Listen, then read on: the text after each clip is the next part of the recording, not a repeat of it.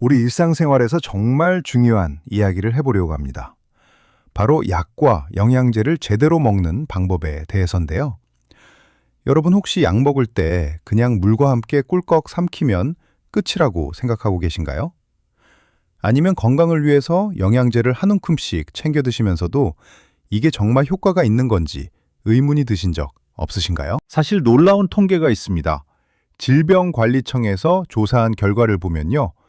우리나라 국민의 약 53%가 항생제를 먹다가 증상이 좀 나아지면 그냥 끊어도 된다고 잘못 알고 계시더라고요. 그리고 더 놀라운 건 무려 72%의 국민들이 항생제를 감기 치료제로 오해하고 있다는 겁니다. 게다가 나이가 들수록 하루에 먹는 약의 개수가 점점 늘어나잖아요. 그러면서 약들끼리 서로 부딪혀서 생기는 부작용 위험도 같이 커지고 있습니다. 그래서 오늘은 항생제부터 시작해서 마그네슘, 오메가3 같은 영양제, 그리고 특히 어르신들이 조심하셔야 할 약물 상호작용까지 속 시원하게 다 알려드리겠습니다. 자, 그럼 시작해 볼까요? 먼저 항생제 이야기부터 해보겠습니다. 항생제, 영어로 안티바이오틱이라고 하는데요. 여기서 안티는 죽인다는 뜻이고 바이오틱은 살아있는 생물, 그러니까 미생물을 말합니다. 쉽게 말해서 항생제는 우리 몸에 침입한 나쁜 세균들을 죽이는 약이죠. 그런데 여기서 문제가 있습니다. 항생제가 나쁜 세균만 골라서 죽이는 게 아니라는 거예요. 우리 몸, 특히 장 안에는 100조 개가 넘는 미생물이 살고 있는데 이 중에는 우리 건강을 지켜주는 좋은 균들도 엄청 많거든요. 그런데 항생제는 이런 좋은 균들까지 함께 공격해버리는 겁니다. 그래서 장 안의 미생물 생태계가 무너질 수밖에 없어요. 그럼 여기서 항생제 내성 이야기를 잠깐 하고 넘어가야 할 것 같은데요. 항생제를 잘못 사용하거나 너무 자주 먹게 되면 항생제 내성이 생깁니다. 이게 뭐냐면 우리 몸 안의 세균들이 항생제에 대항하는 능력을 키워서 나중에는 일반적인 항생제로는 잘 안 듣게 되는 현상을 말하는 거예요. 평소에 큰 병 없이 지낼 때는 별 문제 없을 수도 있어요. 그런데 만약에 큰 수술을 받아야 한다거나 면역력이 확 떨어진 상태가 되면 항생제의 도움이 정말 절실하게 필요하거든요. 이때 이미 항생제 내성이 생겨 있으면 세균 감염을 이겨낼 수가 없어요. 그래서 생명까지 위협받을 수 있는 겁니다. 자, 그럼 본격적으로 항생제를 먹을 때 꼭 함께 챙겨야 하는 4가지를 알려드릴게요. 첫 번째는 발효식품입니다. 발효식품이 왜 좋으냐면요. 2가지 효과가 있어요.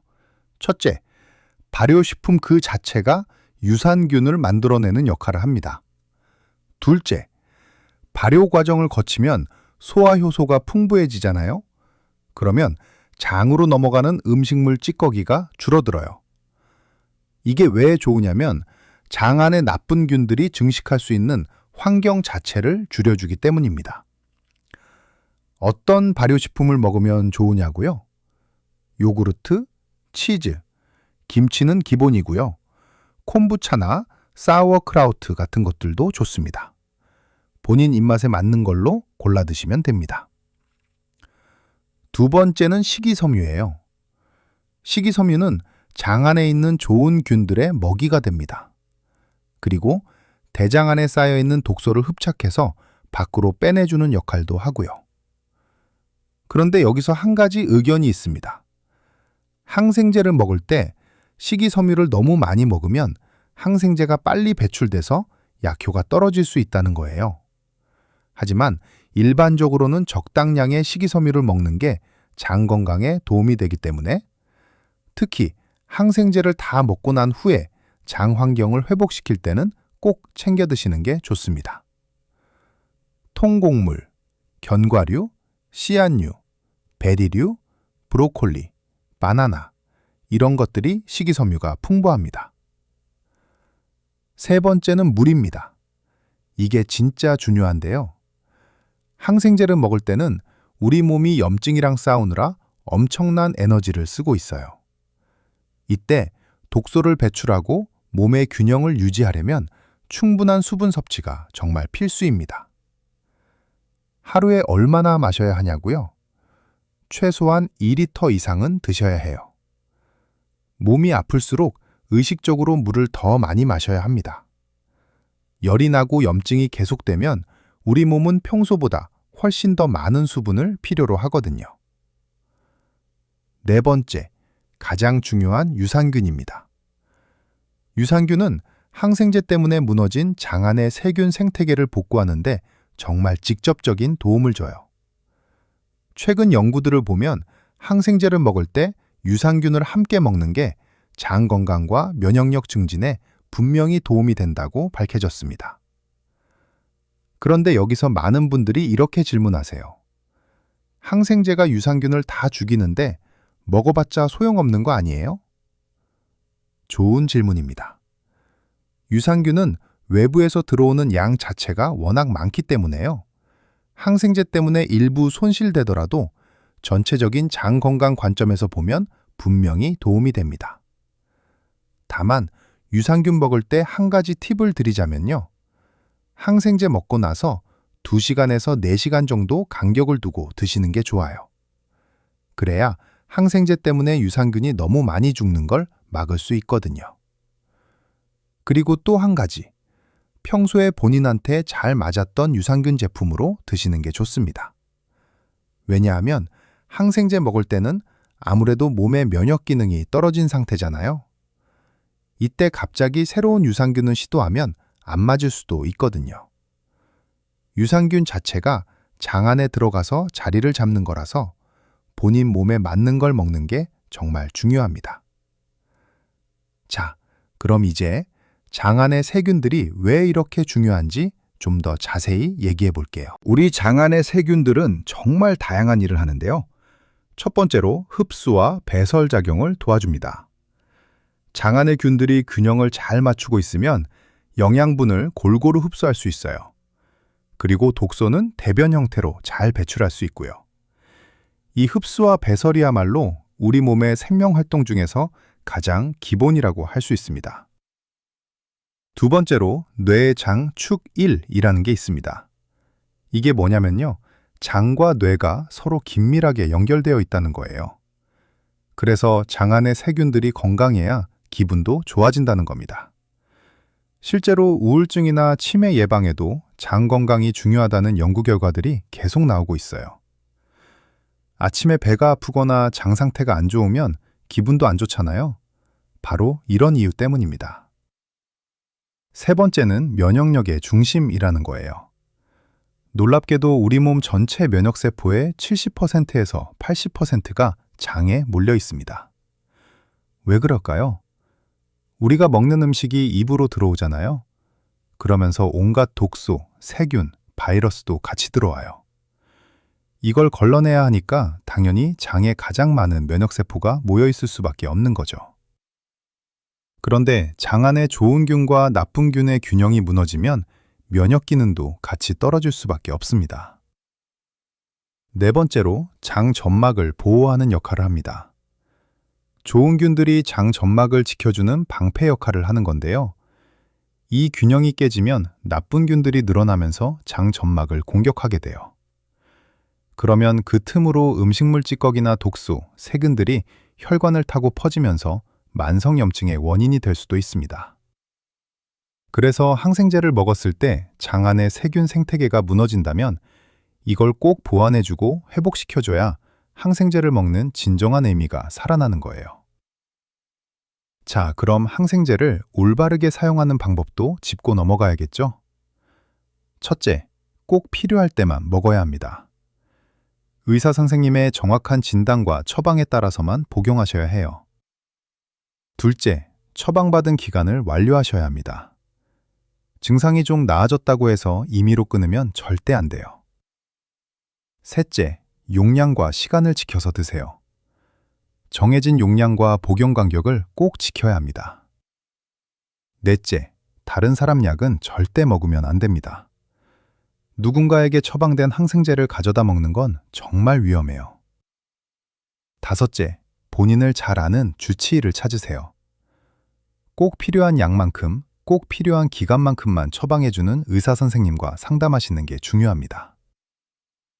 그리고 항생제를 먹는다고 해서 끝나는 게 아니에요.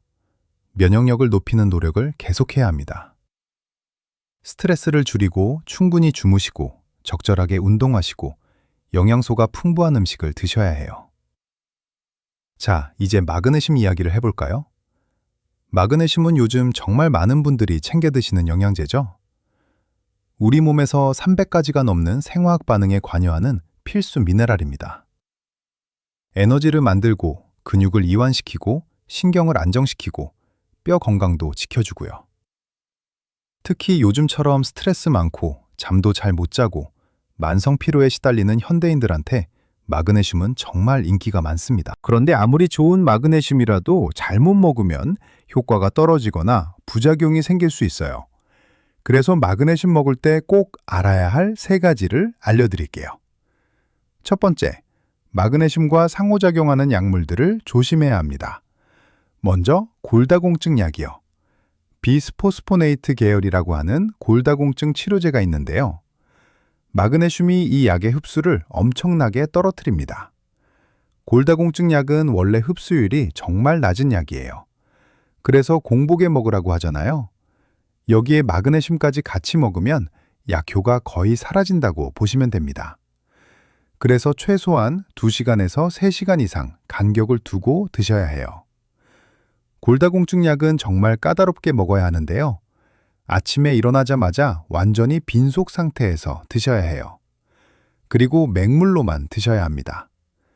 따뜻한 물이든 차가운 물이든 상관없는데 커피나 차, 주스는 절대 안 돼요.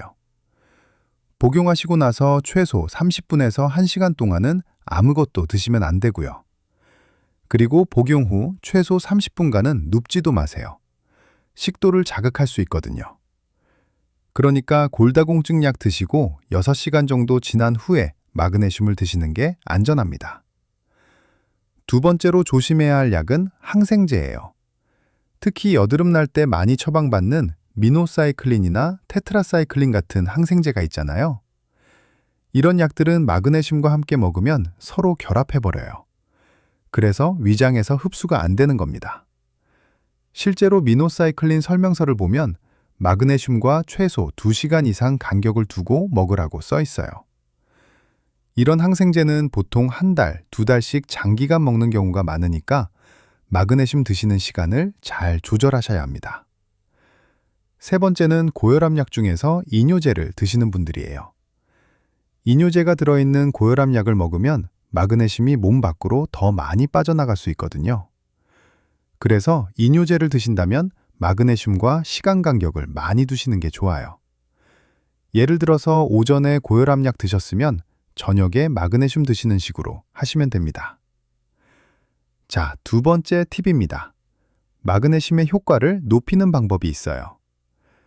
만성 피로나 스트레스, 불면증 때문에 마그네슘을 드신다면 비타민 B군과 함께 드시는 게 정말 좋습니다. 왜냐하면 비타민 B군은 우리 몸의 에너지원인 ATP를 만드는데 꼭 필요한 영양소거든요. 그리고 마그네슘도 이 ATP의 구성물질 중 하나예요. 그리고 우리가 밤에 잠잘 때 필요한 멜라토닌이라는 호르몬 있잖아요. 이 멜라토닌을 만드는 과정에 비타민 B3, 비타민 B6, 그리고 마그네슘이 다 필요해요. 그러니까 마그네슘이랑 비타민 B를 같이 드시면 시너지 효과가 나는 거죠. 마그네슘에 비타민 B 복합체를 같이 드시거나 수면 개선을 원하시면 비타민 B6를, 에너지 증진을 원하시면 비타민 B12를 같이 드시면 좋습니다. 세 번째 팁, 마그네슘 부작용 줄이는 방법입니다. 마그네슘의 가장 흔한 부작용이 뭐냐면 설사예요. 상담하다 보면 정말 많은 분들이 이 얘기를 하세요. 왜 그러냐면요. 마그네슘이 양이온이기 때문에 음전하를 띤 물 분자를 끌어당기는 수화 현상이 일어나거든요. 그래서 변이 묽어지는 겁니다. 설사를 줄이는 방법 첫 번째는 용량 조절입니다. 처음에는 낮은 용량, 100mg에서 200mg 정도로 시작하세요. 그러다가 몸이 적응하면 천천히 늘리시면 돼요. 성인 기준으로 하루 권장량이 300mg에서 400mg 정도입니다. 두 번째 방법은 마그네슘 형태를 바꾸는 거예요. 마그네슘도 종류가 되게 많거든요. 산화 마그네슘이나 황산 마그네슘은 설사를 좀 많이 유발하는 편이에요. 구연산 마그네슘은 중간 정도고요. 킬레이트 마그네슘, 말레이트 마그네슘, 글리시네이트 마그네슘은 설사를 비교적 덜 일으킵니다. 그래서 먼저 용량을 줄여보시고 그래도 설사가 계속되면 킬레이트나 말레이트, 구연산 형태로 바꿔보세요. 여러 형태를 시도해보면서 자기한테 맞는 걸 찾으시는 게 중요해요. 근데 재미있는 건 사람마다 정말 다르다는 거예요. 어떤 분은 산화 마그네슘도 잘 맞고 어떤 분은 킬레이트 형태에서도 설사를 하세요. 그러니까 본인에게 맞는 제품을 찾는 게 부작용을 줄이는 가장 좋은 방법입니다. 자, 이제 노년층 분들이 정말 조심하셔야 할 약물 상호작용 이야기를 해볼게요. 나이가 들수록 고혈압, 당뇨병, 관절염, 골다공증 등 여러 가지 만성질환을 동시에 갖게 되는 경우가 많잖아요. 그러면 자연스럽게 먹는 약의 개수도 늘어나죠. 연구 결과를 보면 65세 이상 어르신들이 평균적으로 먹는 약이 5개에서 7개 정도 된답니다. 어떤 분들은 10개 이상 드시기도 하고요. 약의 개수가 많아질수록 약들끼리 서로 영향을 주고받을 위험이 기하급수적으로 증가합니다. 게다가 나이가 들면 우리 몸의 약물 대사 능력도 떨어지잖아요. 그래서 약이 몸속에 더 오래 머물면서 부작용 위험도 더 커지는 겁니다. 그럼 노년층 분들이 가장 많이 드시는 약 5가지와 조심해야 할 상극 약물들을 알아볼게요. 첫 번째, 진통제입니다. 관절염이나 만성통증 때문에 노년층에서 가장 많이 드시는 약이죠. 여기서 조심하셔야 할 게 종합감기약이에요. 종합감기약에도 아세트아미노펜 같은 해열 진통 성분이 이미 들어있거든요. 여기에 추가로 진통제를 먹으면 하루 최대 섭취량을 초과해서 간 손상 위험이 커집니다. 아세트아미노펜은 하루에 4000mg까지가 최대인데 간질환이 있으시면 더 낮춰야 해요. 그러니까 종합감기약을 드시고 계시다면 추가로 진통제 드시기 전에 꼭 의사 선생님이나 약사님과 상담하세요. 약 성분표를 꼭 확인하셔서 같은 성분이 중복되지 않도록 조심하셔야 합니다. 두 번째는 아스피린입니다. 심혈관 질환 예방을 위해서 많이 드시는 약이죠. 아스피린 드실 때 조심하셔야 할 게 3가지가 있어요. 첫째, 항우울제와 같이 먹으면 안 됩니다. 특히 요즘 나온 신세대 항우울제랑 같이 먹으면 약효를 방해하고 출혈 위험도 커져요. 둘째, 혈압약과 같이 먹을 때 조심하셔야 해요. 혈액을 지나치게 묽게 만들어서 출혈 위험이 증가할 수 있거든요. 셋째, 아스피린 자체가 위장관 출혈 위험을 높입니다. 그래서 오래 드셔야 한다면 위보호제랑 같이 드시는 게 좋아요. 세 번째는 골다공증 약입니다. 아까 마그네슘 얘기할 때도 나왔는데요. 골다공증 약은 정말 까다로워요. 모든 약물이랑 모든 음식이랑 간격을 두고 드셔야 합니다. 왜냐하면 흡수율이 정말 낮거든요. 다른 약이나 음식과 같이 먹으면 흡수가 거의 안 돼서 효과가 전혀 없어요. 아침에 일어나자마자 완전히 빈속 상태에서 드시고 전후로 최소 30분에서 1시간은 아무것도 드시면 안 돼요. 그리고 맹물로만 드셔야 하고 커피나 차, 주스는 절대 안 됩니다. 드시고 나서 최소 30분간은 눕지도 마세요. 네 번째는 부정맥 약입니다. 심장 박동이 불규칙한 걸 치료하는 약인데요. 여기서 조심하셔야 할 게 세인트 존스 워트라는 겁니다. 성 요한풀이라고도 하는데 갱년기 증상이나 우울증, 무기력증 완화에 쓰이는 천연 성분이에요. 많은 영양제에 들어있거든요. 문제가 뭐냐면요. 세인트 존스 워트가 우리 몸의 약물 대사 효소를 활발하게 만들어요. 그러면 부정맥약이 너무 빨리 대사돼서 약효가 확 떨어지는 겁니다. 부정맥 조절이 안 될 수 있어요. 그래서 부정맥약을 드신다면 영양제 살 때 성분표를 꼼꼼하게 확인하셔서 세인트 존스워트가 들어있는지 체크하세요. 의사 선생님이나 약사님과 상담하시고 영양제를 고르시는 게 안전합니다. 5번째는 오메가3입니다. 혈관 건강, 염증 감소, 뇌 건강을 위해서 많이 드시는 영양제죠. 오메가3는 혈전 용해 작용이 있어요. 쉽게 말해서 피를 묽게 만드는 거예요. 그런데 만약에 혈액응고 억제제, 와파린 같은 약을 드시는 분이 오메가3까지 같이 먹으면 피가 너무 묽어져서 출혈 위험이 엄청 커집니다. 코피가 자주 나거나 멈추지 않고 작은 상처에도 피가 오래 나고 멍이 쉽게 들고 잘 안 사라지고 잇몸에서 피가 자주 난다면 조심하셔야 해요. 혈액응고 억제제를 드신다면 꼭 의사 선생님과 상담하세요.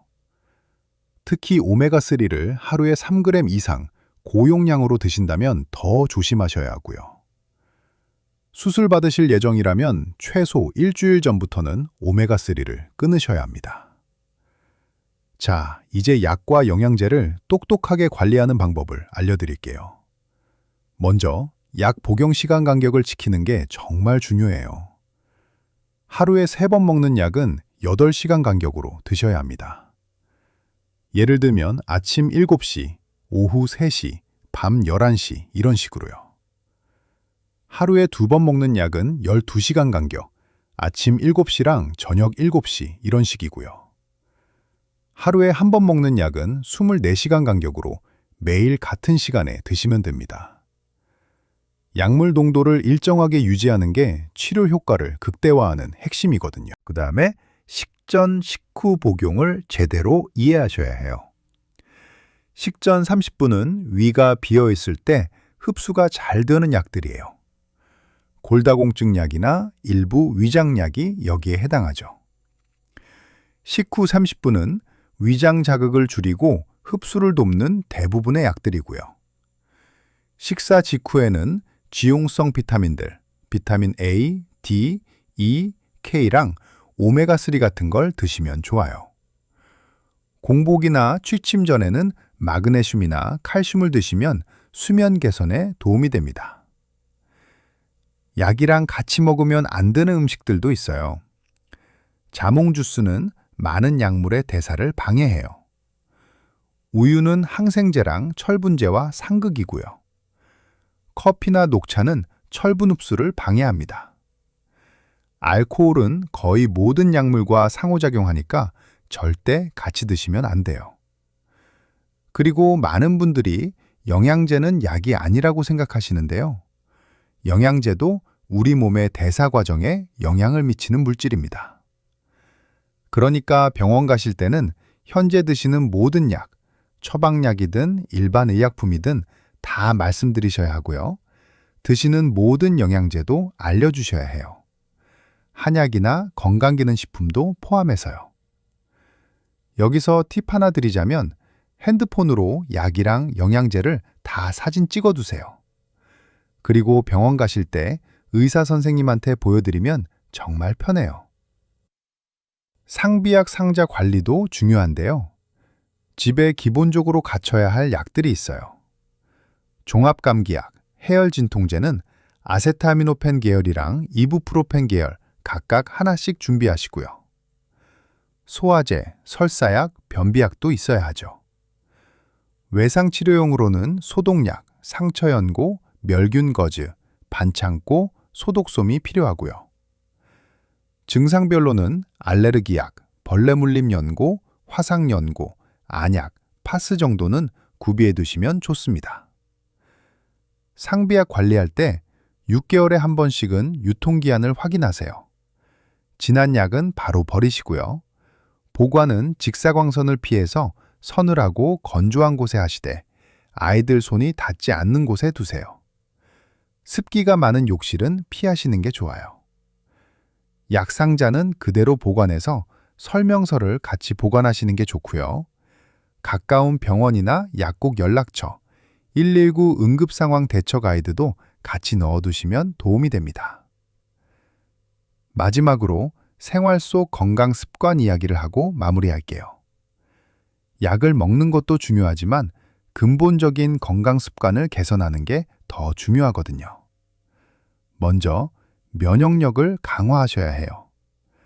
하루에 7시간에서 8시간은 푹 주무셔야 하고요. 수면의 질이 면역력에 직접 영향을 줍니다. 규칙적으로 운동하세요.